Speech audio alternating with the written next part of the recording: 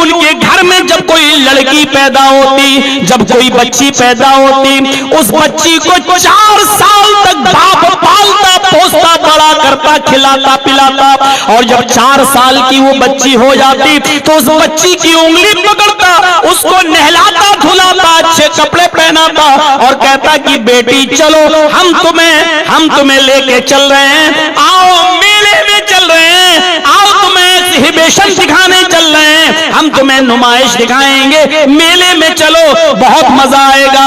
वो बच्ची 4 साल की अब्बू अब्बू कहते हुए अपने अब्बू की उंगली पकड़ लेती, सोचती कि मेरा बाप है मुझे मेला दिखाने जा रहा है। पहले से गड्ढा खोद कर रखा जाता, फिर उसको जंगल में ले जाकर कहता बेटी जरा इस गड्ढे में झांक कर देखो तुम्हारी अम्मी नजर आएंगी। इस जंगल में मेरी अम्मी कहां से आई? बेटी देखो तुम्हें नहीं दिख रही है, देखो झांक कर तो देखो। और जैसी वो मासूम छोटी सी 4 साल की बच्ची उस कब्र में उस गड्ढे में झांक कर अपनी माँ के चेहरे को देखना चाहती, ये कठोर और जालिम बाप पीछे से धक्का देता और उस बच्ची को उस गड्ढे में गिरा देता, ऊपर से मिट्टी पाटने लगता, मिट्टी ढोने लगता और पूरी की पूरी उस 4 साल की मासूम बच्ची को जिंदा दरगोर कर देता, जिंदा दफन कर देता था मेरे भाइयों। और उस वक्त तक उस कब्र के पास खड़ा होता जब तक कि उस लड़की की आखिरी चीख भी नहीं निकल जाती, उसकी सांसें बंद नहीं हो जाती और उसको यकीन नहीं हो जाता कि मेरी बेटी अब मर गई। उस वक्त तक उस कब्र के पास खड़ा रहता और फिर गांव में आता, समाज में आता, मोहल्ले में आता और शराब की बोतल पीकर नशे में कहता कि लोगों आज मैं अपनी 4 साल की बेटी को जिंदा दफन करके आया। फिर उसमें जश्न मनाया जाता और खुशी मनाई जाती। अपनी बेटी को अपने हाथों से जिंदा दरगोर कर देने के बाद जश्न मनाने वाला इंसान कहां हो सकता है? ये तो दरिंदा है, हैवान है।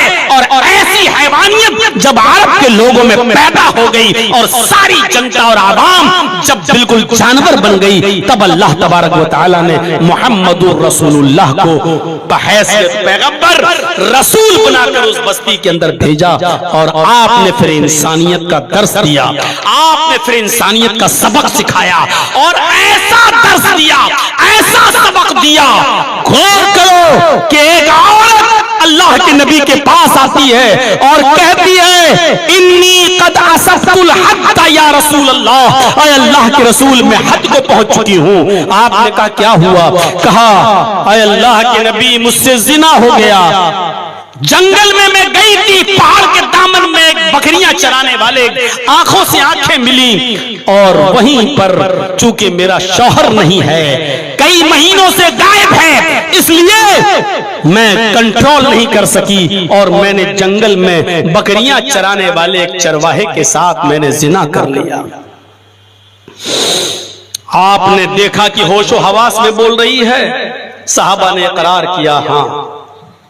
कहा जाओ शादीशुदा औरत है, जिना कर बैठी है और शादीशुदा मर्द हो या औरत उसकी सजा एक ही है, अगर जिना कर ले कि उसको पत्थरों से मार मार के खत्म कर दो।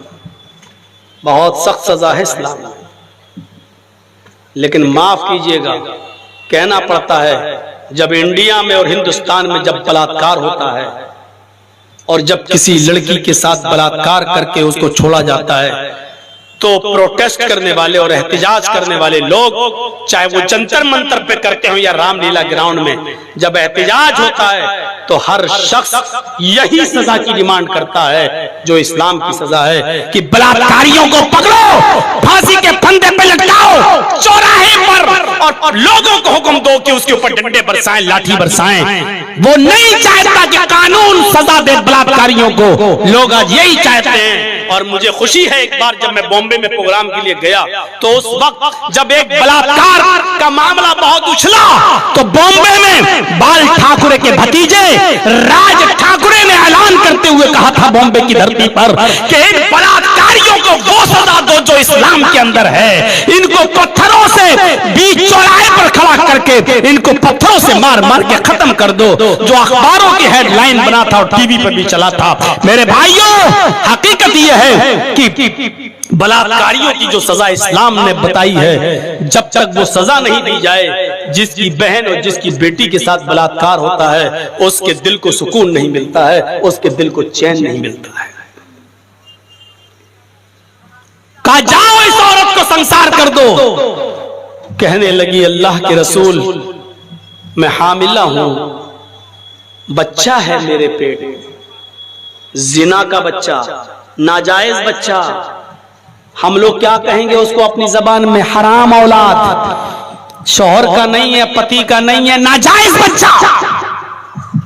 और लिखो मीडिया वालों, पत्रकारों, सही तस्वीर पेश करो, नाजायज बच्चा। लेकिन इस्लाम उस बच्चे को भी मारने की इजाजत नहीं दे रहा जो अभी पेट में। कहा इस औरत से तेरी गलती है, इस बच्चे की तो गलती नहीं है। जिना तूने किया है, गलत काम तूने किया है, सजा इस बच्चे को क्यों मिले? जा, जब बच्चा पैदा हो जाए तब आना, तब तुझे सजा दी जाएगी। वो औरत गई, 9 महीने उसने उस बच्चे को पाला, और जब वो बच्चा पैदा हुआ तो फिर आई। कहा अल्लाह के रसूल, ये बच्चा पैदा हो चुका है, लीजिए। आपने कहा था कि बच्चे की क्या गलती, मैंने बच्चा पैदा कर दिया है, ये जिना की पैदावार है, संभालिए, अब मुझे पाक कर दीजिए, मुझे संसार कर दीजिए, मुझे सजा दे दीजिए। अल्लाह के नबी सल्लल्लाहु अलैहि वसल्लम ने फरमाया ठीक है, जाओ इस औरत को ले जाओ। कहने लगी अल्लाह के रसूल, क्या आखिरी मर्तबा इस बच्चे को मैं दूध पिला सकती हूँ? क्या अपनी पिस्तान से लगा सकती हूँ? इमाम कायनात ने इजाजत दे दी कि लो जाओ इस बच्चे को तुम दूध पिलाओ। जब उस बच्चे को उस औरत ने दूध पिलाया, दूध पीने के बाद वो बच्चा हंसने लगा। उस औरत ने हंसते हुए उस बच्चे को मोहम्मद रसूलुल्लाह की गोद में दिया। अल्लाह के नबी ने उस बच्चे के होठों पर अपनी माँ की पिस्तान का चूसा हुआ दूध लगा हुआ देखा। आपने आवाज दिया, औरत रुक जाओ, इस बच्चे की गिजा तेरी पिस्तान में मौजूद है, इस बच्चे की गिजा मोहम्मद नहीं छीन सकता है। मैं कैसे इस बच्चे की गिजा छीन लूं जो तेरी पिस्तान में? जा अभी इस बच्चे को लेकर अपने घर जा। कहने लगी फिर कब आऊं? फरमाया जब बच्चा दूध छोड़ दे और रोटी खाने लगे तब आना। जब बच्चा दूध छोड़ दे और रोटी खाने लगे तब आना। उसने जल्दी रोटी खाना सिखला दिया। वो बच्चा जल्दी रोटी चबाने लगा, लेकर आई। अल्लाह के नबी लीजिए, अब ये बच्चा रोटी खाने लगा। अल्लाह के नबी की आंखों में आंसू आ गए। उस बच्चे को अपनी गोद में लिया और कहा साहबा जाओ अब इस औरत को संसार कर दो। और जब वो औरत जाने लगी तो कहा औरत, मोहम्मदुर रसूलुल्लाह की अदालत में अब कोई बहाना नहीं है, मेरे पास अब कोई रास्ता भी नहीं है कि तुझे और मोहलत दूं, क्योंकि अब तो बच्चा भी रोटी खाने लगा।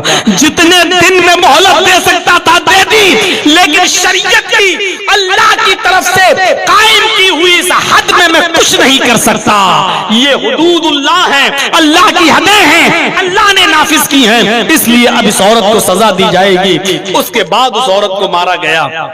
मानवता का ऐसा दर्श कहां मिलेगा मेरे भाइयों कि एक मासूम, एक बेगुनाह बच्चे को जो पेट में था, उस पेट में होने वाले बच्चे की वजह से अल्लाह के रसूल ने उस औरत को सजा नहीं दी। जबकि बच्चे के बारे में मालूम है कि गलत है, नाजायज है, हराम बच्चा है, लेकिन फिर भी ये कह रहे हैं कि इस बच्चे का क्या कसूर है, इस बच्चे की क्या गलती है। उस बच्चे को मारा नहीं है। फरमाया है औरत इस बच्चे को पैदा कर। कहने लगी अल्लाह के रसूल ये बच्चा नाजायज है, पैदा होगा, बाप का नाम नहीं पाएगा तो मुझे गाली देगा।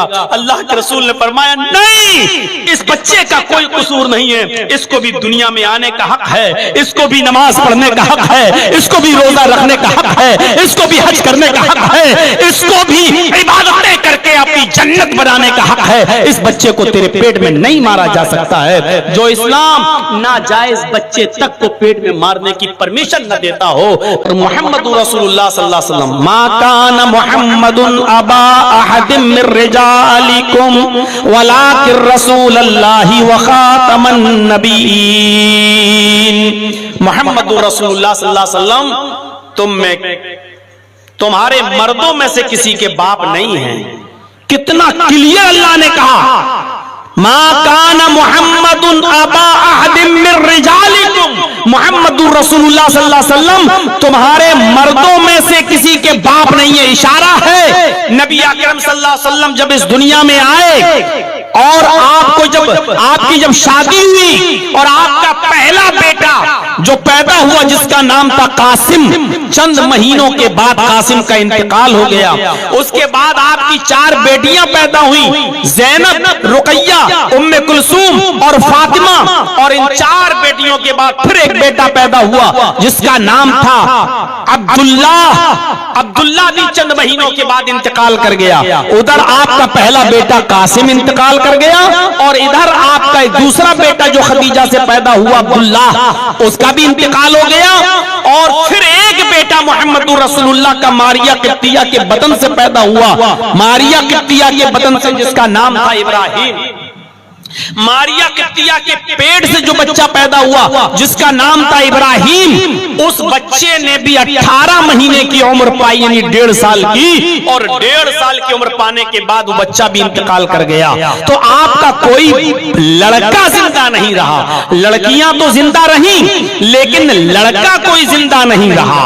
और आपके जितने बेटे थे वो आप ही की जिंदगी में इंतकाल कर गए, आपकी जिंदगी में वो अल्लाह को प्यारे हो गए। उसी तरफ अल्लाह तबारक व तआला ने इशारा किया, मा काना मुहम्मदुन अबा अहदिम मिन रिजालिकुम, कि मोहम्मदुर रसूलुल्लाह तुम में किसी मर्द के बाप नहीं है।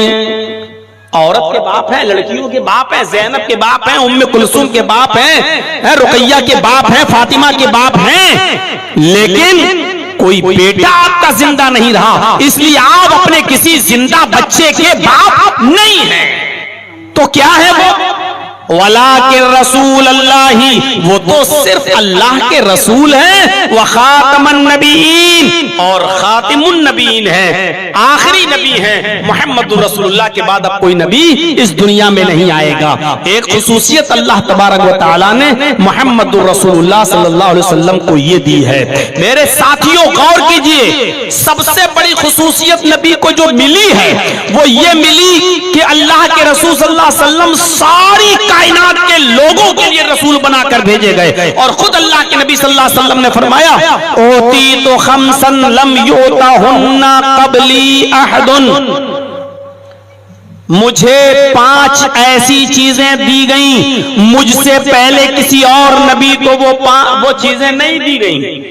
देखिए गौर कीजिएगा, 5 ऐसी चीजें अल्लाह ने मुझे अता फरमाई, मुझसे पहले ये 5 चीजें किसी दूसरे को नहीं दी। दुनिया में किसी को ये 5 चीजें अता नहीं फरमाई।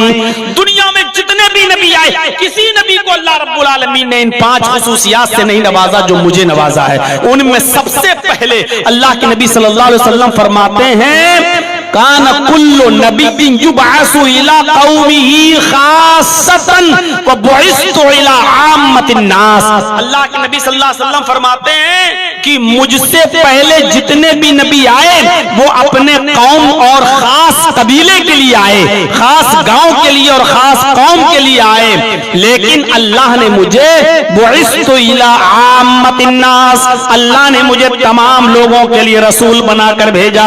मुझे रिसालत आम माता फरमाई, मैं तमाम कायनात के लोगों के लिए रसूल बनाकर भेजा गया हूं। पहली चीज। और दूसरी चीज अल्लाह ताला ने क्या दी मोहम्मद रसूलुल्लाह सल्लल्लाहु अलैहि वसल्लम को? उहिल्लत लियल गनाइम वलम तुहल्ल लिअहदिन क़ब्ली। अल्लाह के नबी सल्लल्लाहु अलैहि वसल्लम ने फरमाया, मुझे अल्लाह ताला ने मेरे लिए माले गनीमत को हलाल करार दिया है। अल्लाह ने मेरे लिए, मेरे सहाबा के लिए माले गनीमत को हलाल करार दिया है।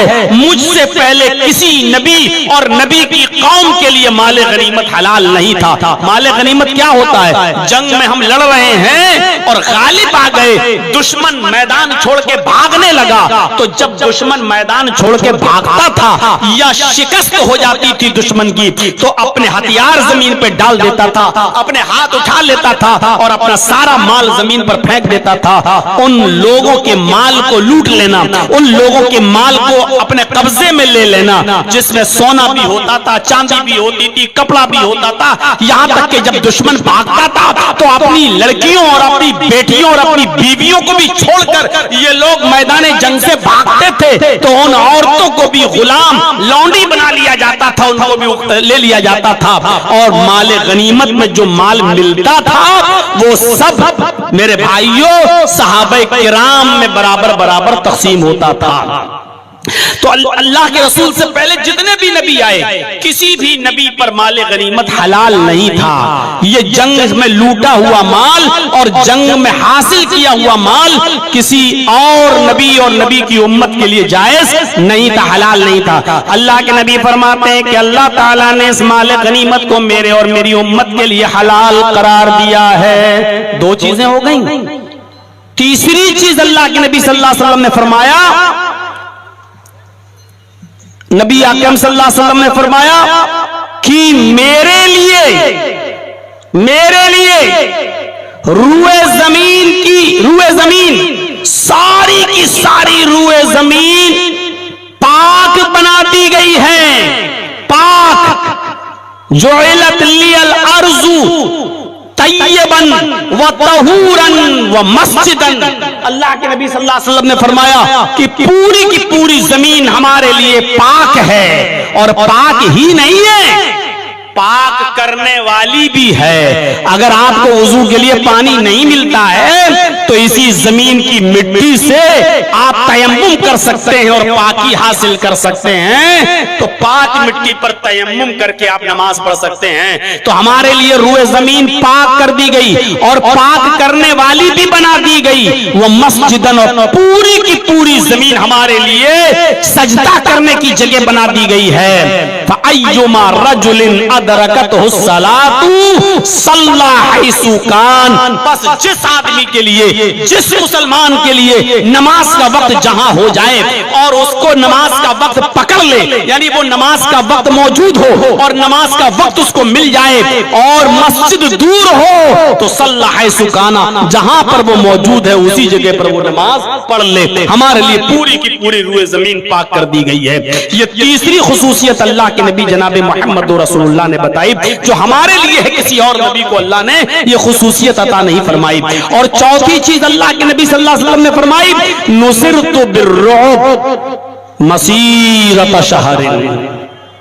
मेरे लिए अल्लाह ताला ने रोब के जरिए मेरी मदद की है। मेरा दुश्मन 1 महीने की मसाफत पर होता है, 1 महीने की दूरी पर होता है। इतनी दूरी पर भी मेरा रोब, मेरा दबदबा उसके दिल में हैबत मचाने लगता है, जलजला पैदा कर देता है, कांपने लगता है। यानी दुश्मन 1 महीने की दूरी पर है, 1 महीने की दूरी पर है दुश्मन, लेकिन इसके बावजूद वो मुझसे डरता है। यानी दुश्मन को मुझ तक आने में 1 महीना लगेगा। अगर वो घोड़े पर बैठकर या ऊंट पर बैठकर सफर करे तो 1 महीना लगेगा मेरे पास आने में। इतनी दूरी पर भी वो मुझसे कांपता है और थर्राता है। तो अल्लाह रब्बुल आलमीन ने ये रोब और दबदबा मुझे दिया है कि मेरा दुश्मन 1 महीने की दूरी से मुझसे डरता है और कांपता है। 4 चीजें। और 5वीं चीज अल्लाह के नबी सल्लल्लाहु अलैहि वसल्लम ने फरमाया, उतीतु शफाअह, अल्लाह रब्बुल आलमीन ने मुझे शफाअत का हक दिया है। यानी क़यामत के दिन कोई नबी किसी की शफाअत नहीं कर सकेगा। सारे नबी मना कर देंगे। आदम अलैहिस्सलाम मना कर देंगे, अय्यूब अलैहिस्सलाम मना कर देंगे, ज़करिया मना कर देंगे, इब्राहिम मना कर देंगे, यूनुस अलैहिस्सलाम मना कर देंगे, और सब कहेंगे कि मेरे पास क्यों आए हो सिफारिश के लिए। हमसे दुनिया में ये खता हुई, हमसे दुनिया में ये मिस्टेक हुई, और मैं खुद परेशान हूं और तुम मेरे पास आए हो कि शिफात करो। मैं शिफात नहीं कर सकता। तुम सब मुहम्मदुर रसूलुल्लाह सल्लल्लाहु अलैहि वसल्लम के पास जाओ, अल्लाह के नबी जनाब मुहम्मदुर रसूलुल्लाह ही शिफात करेंगे। तब सारे लोग मुहम्मदुर रसूलुल्लाह के पास आएंगे और नबी अकरम सल्लल्लाहु अलैहि वसल्लम से अर्ज करेंगे। तब अल्लाह के नबी सजदे में गिर जाएंगे, अल्लाह की हम्द व सना बयान करेंगे। फिर हुक्म होगा, इरफा रासक या मोहम्मद, आए मोहम्मद सल्लल्लाहु अलैहि वसल्लम अपने सर को उठाइए, सल मांगिए, तो आप जो मांगेंगे आपको दिया जाएगा। सल मांगिए तोता, आप जो मांगेंगे आपको दिया जाएगा। उस वक्त अल्लाह के नबी जनाब मोहम्मद रसूलुल्लाह सल्लल्लाहु अलैहि वसल्लम अल्लाह से अपनी उम्मत की शिफाअत करेंगे और कहेंगे कि अल्लाह उम्मती, ये मेरे उम्मती हैं, इनको बख्श दे। तब अल्लाह रब्बुल आलमीन मोहम्मद रसूलुल्लाह की शिफाअत को कबूल फरमाएगा और जितने लोगों को चाहेगा उम्मत मोहम्मद में उन लोगों को बख्श देगा। मेरे भाइयों, ये फजीलतें दी गई, अल्लाह का शुक्र है कि हम और आप उस नबी की उम्मत में हैं। और इतना ही नहीं, कुरान करीम की जो आयत मैंने आपके सामने पढ़ी है, इस आयत के अंदर तो अल्लाह ताला ने दुनिया में जो नबी भेजा उस नबी से एक अहद ले लिया, उस नबी से एक इकरार ले लिया। आए पैगंबरों, आए नबियों, तुम दुनिया में जा रहे हो, लेकिन अगर तुम्हारी जिंदगी में मेरा आखिरी नबी आ जाए, खातिमुन नबीयीन आ जाए, मुहम्मदुर रसूलुल्लाह अगर तुम्हारी जिंदगी में आ जाए तो तुम्हारी ड्यूटी और तुम्हारी जिम्मेदारी क्या होगी? सारे नबियों से अल्लाह ने अहद और इकरार ले लिया।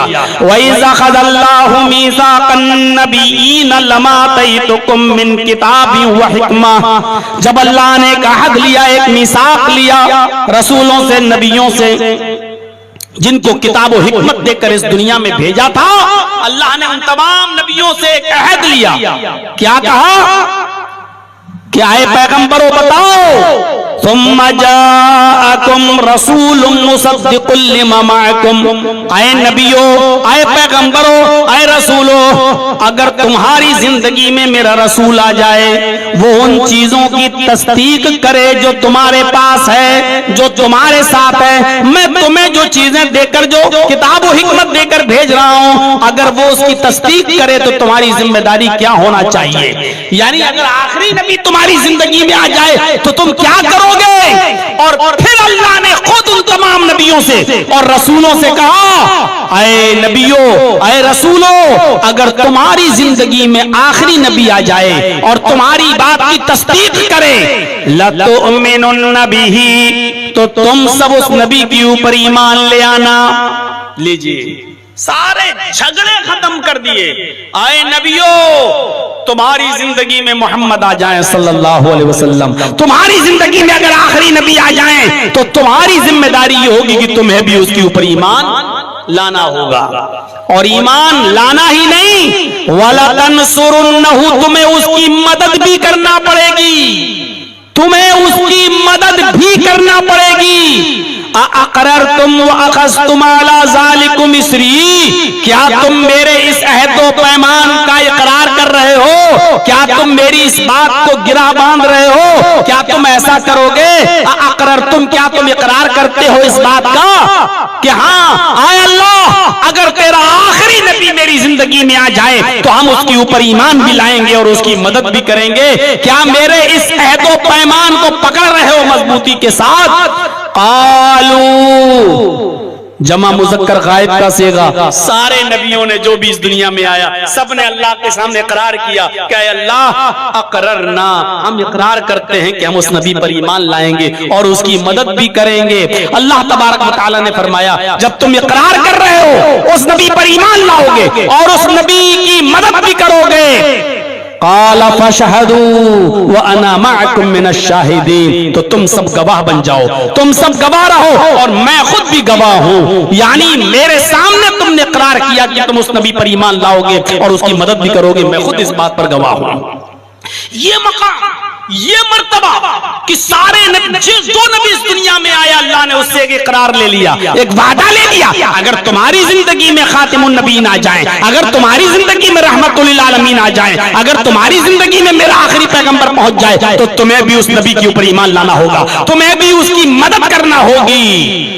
मेरे प्यारे भाइयों, ये फजीलत अल्लाह रब्बुल आलमीन ने अगर किसी नबी को दी है, किसी पैगंबर को दी है, तो वो जनाबे मुहम्मदुर रसूलुल्लाह सल्लल्लाहु अलैहि वसल्लम को अता फरमाई है। हम खुश नसीब हैं कि उस नबी के हम उम्मती हैं, उस नबी की उम्मती हैं।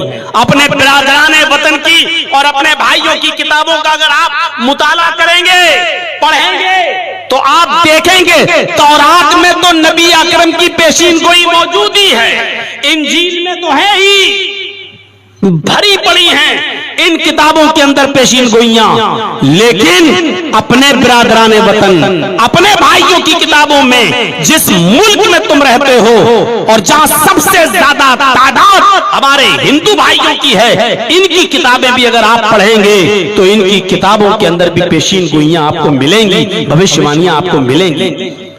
तो किताबें बहुत इंपॉर्टेंट हैं। जैसे कुरान की तफसीर होती है, कुरान की तफसीर, तफसीर इब्ने कसीर, तफसीर अहसनुल बयान, तफसीर कुर्तुबी, तफसीर खाजिन, जैसे कुरान की तफसीरें होती हैं, ऐसे ही हिंदू धर्म के अंदर वेदों की भी तफसीरें हैं। वेद हिंदू भाई इनको आसमानी किताब मानते हैं, उसकी भी तफसीरें हैं, जिसको व्याख्याएं कहा जाता है, जिनको हिंदी में व्याख्या कहा जाता है, यानी उसकी तफसीर। और हिंदू धर्म में तफसीरों की तादाद कितनी है? वेदों की तफसीर जो है उसकी तादाद है 18। जैसे हमारे और आपके यहाँ कुरान की सबसे ज्यादा मोतबर तफसीर इब्ने कसीर को माना जाता है, ऐसे ही हिंदू धर्म के अंदर वेदों की सबसे ज्यादा मोतबर तफसीर भागवत पुराण और कल्कि पुराण और भविष्य पुराण, इन पुराणों को माना जाता है। 18 पुराणों में, 18 पुराणों में भागवत पुराण, कल्कि पुराण और भविष्य पुराण, इन तीन को सबसे ज्यादा इंपॉर्टेंट किताबें और सबसे ज्यादा इंपॉर्टेंट तफसीर माना जाता है। इन तफसीरों में, इन व्याख्याओं में भागवत पुराण और कल्कि पुराण के मुताबिक 64,000 पैगंबर, 64,000 रसूल इस दुनिया में आए।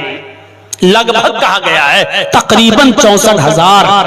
हमारे इधर भी कहा गया है 1 लाख, 1.25 लाख, 1,24,000, यानी कसरत उधर भी है और कसरत इधर भी है। उधर भी 64,000 और इधर भी बहुत से, गिनती नहीं मालूम है कि कितने नबी आए, लेकिन उनमें महान और बड़े रसूल 24 बताए गए हैं। 24। और आप ताज्जुब करेंगे कि मोहम्मदुर रसूलुल्लाह को अगर हटा दिया जाए, नबी अकरम को हटा दिया जाए, तो कुरान में भी 25 नबियों का नाम आया है। अगर मोहम्मदुर रसूलुल्लाह को हटा दिया जाए तो 24 रसूल, यानी हिंदू धर्म के अंदर 24 रसूल, 24 ऋषि, 24 पैगंबरों को महान बताया गया है। महान। और अंतिम ऋषि जो सबसे बाद में आएंगे वो 25वां होगा, वो आखिरी होगा, वो समुद्रा दूत अरबन होगा, वो खातिमुन नबीयीन होगा, लेकिन 24 महान रसूल बताए गए हैं। अगर कुरान आप पढ़ेंगे, कुरान में मोहम्मदुर रसूलुल्लाह का नाम अगर हटा दो तो मोहम्मदुर रसूलुल्लाह को छोड़कर 24 नबियों का जिक्र कुरान में भी आया है। अब आप देख लीजिए, भागवत पुराण और कल्कि पुराण में भी 24 महान रसूल और कुरान में भी 24 रसूलों का जिक्र। वेदों में, पुराणों में आखिरी नबी मोहम्मद को बताया गया सल्लल्लाहु अलैहि वसल्लम, वो 25वां, और यहाँ कुरान में मोहम्मदुर रसूलुल्लाह का नाम जोड़कर नबियों का नाम गिनोगे तो 25, यानी उधर आखिरी नबी 25वां होगा, और हम कुरान में 24 नबियों के बाद एक नाम और पाते हैं, और वो है मोहम्मदुर रसूलुल्लाह वल्लज़ीना माअहू अशिद्दाउ अलल कुफ्फारि रहमाउ बैनहुम। मोहम्मद अल्लाह के रसूल हैं। अगर मोहम्मदुर रसूलुल्लाह को जोड़ लिया जाए तो 25 नबी। इतना जबरदस्त मसावात, इतनी जबरदस्त बराबरी। आज इस देश और इस मुल्क के अंदर जो नफरतों की खाई और घृणा और नफरत, एक दूसरे से अदावत जो आप देखी जा रही है, उसकी वजह यह है कि हमें इन किताबों से दूर किया जा रहा है। अगर हम अपने गैर मुस्लिम भाइयों को यह बताएं कि तुम्हारी किताब ये कह रही है और तुम अपनी किताबों को पढ़ो और धार्मिक किताबों के आधार पर प्यार और मोहब्बत की बात करें, तो आज एक पॉलिटिकल पार्टी हमारे और उनके दरमियान नफरतों और घृणा की खाई खड़ी नहीं कर सकती है। इसीलिए मैंने चैनलों को बंद कराया है, इसलिए मैंने चैनलों को बंद कराया है। ये वजह थी, इसी पर गलत थंबनेल लगाते और इसी पर, और मैं जब बोलता हूं तो होश नहीं रहता कि क्या बोल रहा हूं। ये वजह थी मेरे भाइयों किताबों के आधार पर घृणा और नफरत फैल ही नहीं सकती, इसलिए कि नफरत न हिंदू धर्म के अंदर है, न इस्लाम के अंदर है, न सिख धर्म के अंदर है, न ईसाईयत के अंदर है। नफरत धर्म सिखा ही नहीं सकता, और जिस धर्म के अंदर नफरत सिखाई जाती है वो धर्म हो ही नहीं सकता।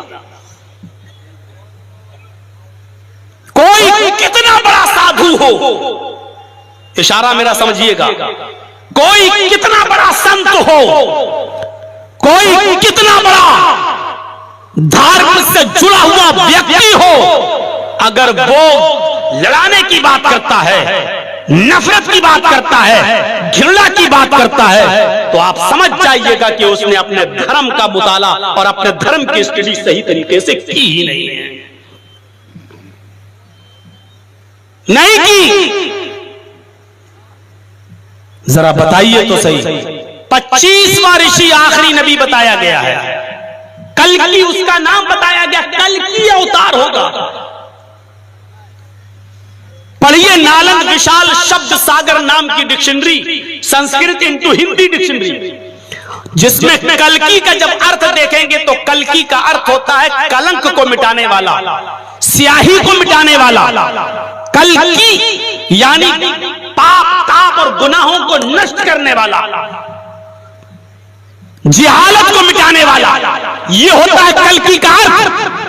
और मोहम्मद रसूलुल्लाह सल्लल्लाहु अलैहि वसल्लम का एक नाम माही भी बताया जाता है हदीस की किताबों में। मुस्लिम शरीफ की हदीस, जुबैर इब्न मुतइम इस हदीस के रावी फरमाते हैं कि समअतु नबी सल्लल्लाहु अलैहि वसल्लम यक़ूल, मैंने मोहम्मद रसूलुल्लाह से सुना है, अल्लाह के नबी ने फरमाया, इन्ना ली आसमान, मेरे चंद नाम हैं, अना मुहम्मदुन, मेरा एक नाम मोहम्मद है, व अना अहमदु, मेरा एक नाम अहमद है, व अनल माही, और मेरा एक नाम माही है, यमहुल्लाहु बियल कुफ्र, अल्लाह मेरे जरिए नास्तिकता को, अधर्मियत को मिटाएगा, गुनाहों को मिटाने का काम, यानी मैं वो अमल, वो रास्ता और वो धर्म धार्मिक काम बताने आया हूं जिनको करने से गुनाह मिटते हैं, जिनके करने से गुनाह खत्म होते हैं। इसलिए मेरा एक नाम माही भी है, गुनाहों को मिटाने वाला। कल्कि का अर्थ संस्कृत में कल्कि और अरबी में इसको कहेंगे तो माही, मिटाने वाला। एक मंत्र पढ़ता हूं,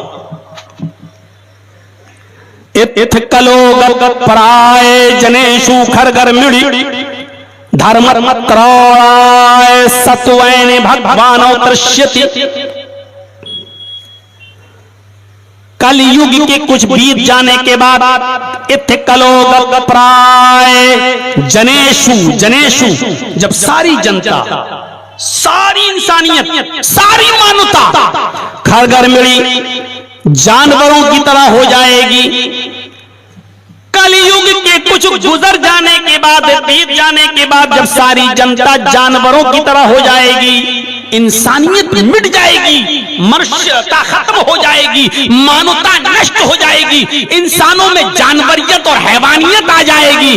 धर्म तराड़ाय, तब धर्म की रक्षा करने के लिए, तब धर्म की हिफाजत करने के लिए धर्म त्राणाय सत्वैन, और सत्य को स्थापित करने के लिए, सत्य को लागू करने के लिए, सच्चाई का प्रचार और प्रसार करने के लिए भगवान अवतरिष्यति, भगवान अवतार भेजेगा। पता ये चला कि भगवान स्वयं अवतार ग्रहण नहीं करता, ईश्वर स्वयं अवतार ग्रहण नहीं करता, भगवान अवतरिष्यति, भगवान अवतार भेजेगा। मतलब यह है कि भगवान अलग है और अवतार अलग है, यानी अल्लाह तब नबी भेजेगा, रसूल भेजेगा। कब भेजेगा? जब सारी जनता जानवरों की तरह हो जाएगी, जब सारी जनता, मानवता उसके अंदर से, इंसानियत उसके अंदर से निकल जाएगी, तब अल्लाह रब्बुल आलमीन यानी ईश्वर अवतार भेजेगा। आप ईमानदारी के साथ बताइएगा अरब के हालात कैसे थे। आप जरा पढ़िए, और मौलवियों की तकरीरें आपने बहुत सुनी होंगी। थोड़ी देर के लिए आप मरुस्थल पर नजर डालिए, मरुस्थल में अरब को बोल रहा हूं। थोड़ी देर के लिए आप रेगिस्तानी इलाके पे नजर डालिए, क्योंकि साफ तौर पर लिखा हुआ है अंतिम कल की अवतार, कल की जन्म भवती मरुस्थल निवासिने, कल की का जन्म मरुस्थल में होगा। मरुस्थल किसको कहते हैं? रेगिस्तानी इलाका। आखिरी नबी का जन्म कहां होगा? मरुस्थल में होगा, रेगिस्तानी इलाके के अंदर होगा। अश्वमा शुकमारू हा देवदत्त जगतपति, और वो घोड़े की सवारी करेगा, उस पर बैठेगा। शुकमारूहा, आसमान की भी यात्रा करेगा। देवदत्त, वो घोड़ा उसको देवदत्त ईश्वर की तरफ से, अल्लाह की तरफ से मिलेगा। वो युद्ध में शिरकत करेगा, युद्ध में प्रवेश करेगा और तलवारों से दुश्मनों का, नास्तिकों का दमन करेगा। लीजिए, यानी तलवारों से लड़ाई लड़ी जाती होगी उस दौर में, उस युग में आएगा। गौर करो, भागवत पुराण स्कंद 12 अध्याय 2 का मंत्र नंबर 16 मैंने आपके सामने पढ़ा है? स्कंद 12 अध्याय 2 मंत्र नंबर 16। वो कब आएगा? घोड़े पर बैठेगा, यानी घोड़े पर बैठने का प्रचलन होगा। और कहां आएगा? मरुस्थल यानी रेगिस्तान में आएगा और उसमें जन्म लेगा और घोड़े पर बैठकर तीर और तलवारों से युद्ध करेगा, नास्तिकों का दमन करेगा, धर्मियों का नाश करेगा, पापियों का नाश करेगा, जो नास्तिक हैं उनका दमन करेगा। गौर करो, तीर और तलवारों से युद्ध लड़ेगा। आज के जमाने में तीर और तलवारों से कौन लड़ाई लड़ता है? आज के जमाने में कोई तीर और तलवारों से युद्ध करेगा उसको बेवकूफ कहेंगे, पागल है। तीरों तलवारों से तुम युद्ध कर रहे हो। आज यहां बैठे बैठे हालत यह है कि रिमोट दबाओ और यहां से मिसाइल उड़ेगी और सीधे 5000 किलोमीटर तक मिसाइल चली जाए और जिस देश में और जिस शहर में गिराना चाहो वहां वो मिसाइल गिर जाए। आज जमाना इतनी तरक्की कर चुका हो, इस जमाने में आप अब कहें कि आखिरी नबी, अंतिम ऋषि अभी नहीं, कल की अवतार अभी नहीं, इस जमाने में आएगा, जबकि उसका जमाना बताया गया है कि वो तीर और तलवारों से युद्ध लड़ेगा, घोड़े पर बैठेगा। मधुबंतो, वो ऊंट की सवारी करेगा।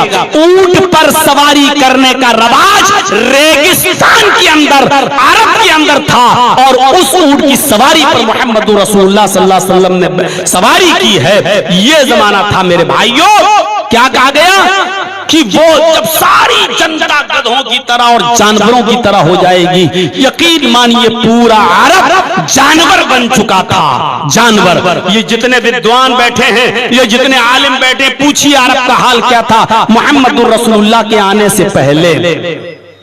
अरब का हाल ये था कि जुआ इतना खेला जाता था, जुआ इतना खेला जाता था कि जुए में जब लोग रकम हार जाते थे तो अपना मकान जुए में लगा दिया करते थे, और जब वो अपना मकान भी जुए में हार जाते थे तो अपनी पत्नी जुए में लगा दिया करते थे। पढ़िए ज़ादुल माद अल्लामा इब्न क़य्यिम की। और पत्नी भी जब जुए में हार जाते थे फिर भी हार नहीं मानते थे, कहते थे कि अभी भी मेरे पास लगाने के लिए बहुत कुछ है। और जब कहा गया कि पत्नी भी तुम जुए में हार गए, अब क्या लगाओगे, तो वो अपनी जवान बेटी 16 साल 18 साल 20 साल की अपनी जवान बेटी भी जुए में लगा दिया करते थे। ये हाल था अरब की धरती पर जुआरियों का, और इस तरीके से अंधकार था और पाप और गुनाहों के काम इस तरीके के बढ़ चुके थे। इतना अंधेरा था अरब की सरजमीन पर कि लोग जुए में रकम हार गए तो मकान लगा दिया, मकान हार गए तो पत्नी लगा दी, और पत्नी भी जुए में हार गए तो बेटी भी जुए में लगा दी। मैं अर्ज ये कर रहा था कि अरब की धरती इतनी ज्यादा बुराइयों से लथपथ थी, शराब इतनी पी जाती थी अरब के अंदर। इससे आप अंदाजा लगाइए, ज़ादुल माद पढ़ेंगे अल्लामा इब्न क़य्यिम की। घर में जब कोई बच्चा पैदा होता था तो वो लोग अपने बच्चे की हलक में सबसे पहले शराब की बूंदें डालते थे उठा के, मुंह खोल के, और फख्र करते थे कि मेरे बेटे के पेट में सबसे पहले शराब की बूंदें गई हैं। आप अंदाजा लगाओ, आज बच्चा पैदा हुआ उसके मुंह में सबसे पहले शराब के कतरे डाले जा रहे हैं। यह हाल था शराब का। हम और आप जब शराब हम और आप जब खाना खाते हैं तो पेप्सी और थम्स अप और कोक की बोतल रख लेते हैं, पीते जाते, खाते जाते, पीते जाते हैं। अरब के लोग खाना दस्तरखान पर रखकर खाते थे तो शराब की बोतल सामने रखते थे, वो खाना खाते थे और शराब पीते जाते थे। ये मिजाज था अरब का। बुखारी पढ़िए किताबुल निकाह। हजरत आयशा फरमाती हैं कि जमाने जाहिलियत के अंदर निकाह भी अजीब किस्म के हुआ करते थे, और निकाह की पहली किस्म ये हुआ करती थी कि एक औरत, एक लड़की, उसके पास निकाह का पैगाम दिया गया, तारीख तय की गई। सुनिए निकाह कैसे होता था। अल्लाह के रसूल के आने से पहले, नबूवत मिलने से पहले अरब के अंदर शादी का तरीका देखिए। एक लड़के ने लड़की को निकाह का पैगाम दिया, शादी की तारीख तय हो गई, लड़का चंद लोगों को लेकर गया, निकाह हो गया, लड़की को लेकर आ गया। अब अपने घर में लड़की को ले तो आया, बीवी को ले आया, लेकिन उसके साथ वो खुद मिलता नहीं था, रात उसके साथ नहीं सोता था, बल्कि अपनी जवान बीवी को जिसको निकाह करके लाया अपने किसी दोस्त के सुपुर्द कर देता था, अपने किसी दोस्त के हवाले कर देता था और कहता था कि तुम इसको अपने पास रखो, इससे मिलो, इसके साथ खाओ पियो लेटो सो, और इसके साथ हम बिस्तरी भी करो, इसके साथ सुहाग रात भी मनाओ, जो रातें तुम्हें गुजारना इसके साथ गुजारो। और जब जब वो दोस्त इसका खबर देता था कि तुम्हारी बीवी हामिला हो गई, तुम्हारी बीवी प्रेग्नेंट हो गई, तब ये जाता था और इज्जत के साथ अपनी बीवी को अपने घर लाता था और लोगों से कहता था कि मेरी बीवी फला के नुत्फे से प्रेग्नेंट हो गई है, अब मैं इसको अपने घर लाया। वो खुद अपनी पत्नी से नहीं मिलता था, दूसरे के सुपुर्द कर देता था, और ऐसा इसलिए किया जाता था कि ताकि बच्चा नेक और शरीफ पैदा हो, जिनकी शराफत का मायार ये हो, जिनके शराफत का मायार ये हो कि शादी के बाद पति अपनी पत्नी को दूसरे के हवाले करे, और ऐसा इसलिए करे ताकि बच्चा नेक पैदा हो, जिसकी शराफत का मायार ये हो। तो सोचिएगा कि फिर बुराई कैसी जन्म लेती होगी और कितनी बुराइयों ने जन्म लिया होगा। ये शादी का पहला तरीका था।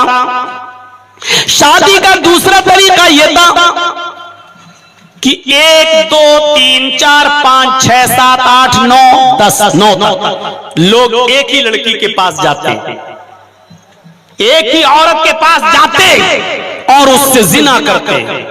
कोई आज चला गया, कोई कल चला गया, पूरे साल तक लोग उसके पास जाते रहते थे, लेकिन 3 से ज्यादा और 10 से कम।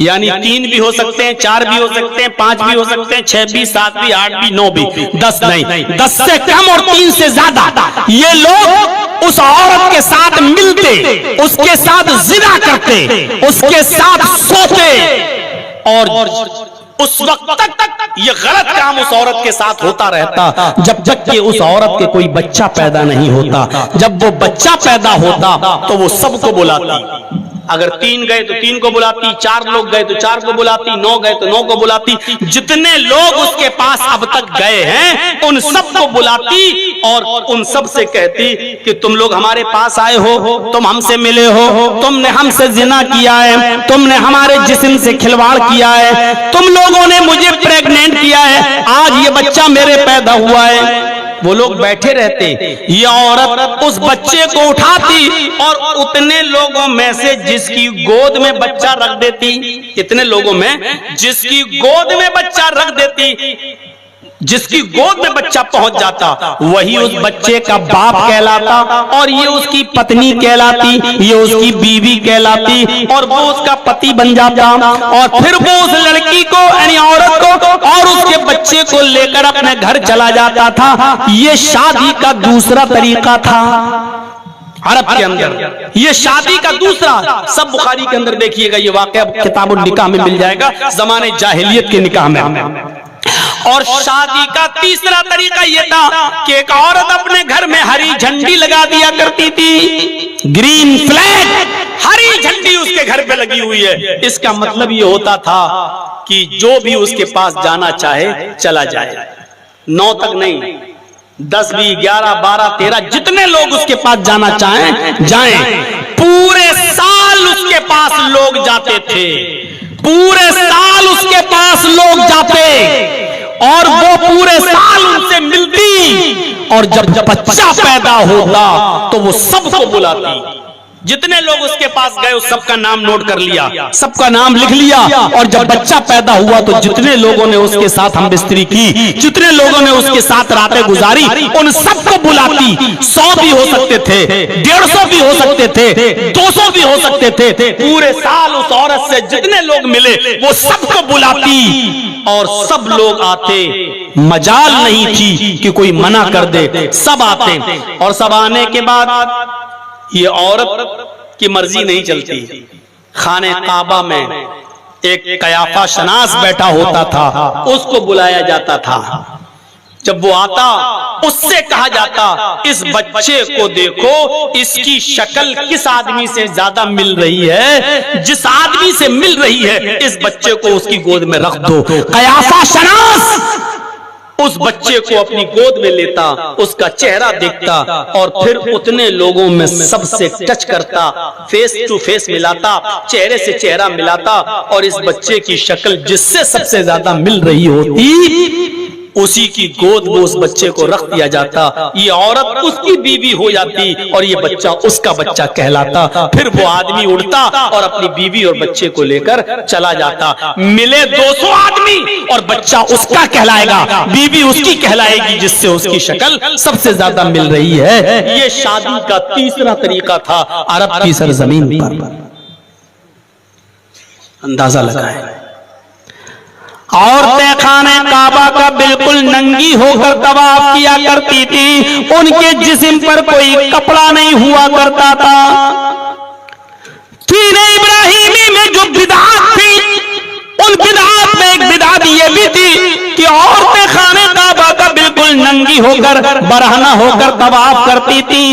मर्द तो अपने ऊपर कुछ कपड़े पहन लेते थे, लेकिन औरतों को एक भी कपड़ा पहनने की इजाजत नहीं थी। वो अपने जिस्म के सारे कपड़े उतार कर खाने काबा का तवाफ किया करती थी, मर्दों के सामने तवाफ किया करती थी। जिहाद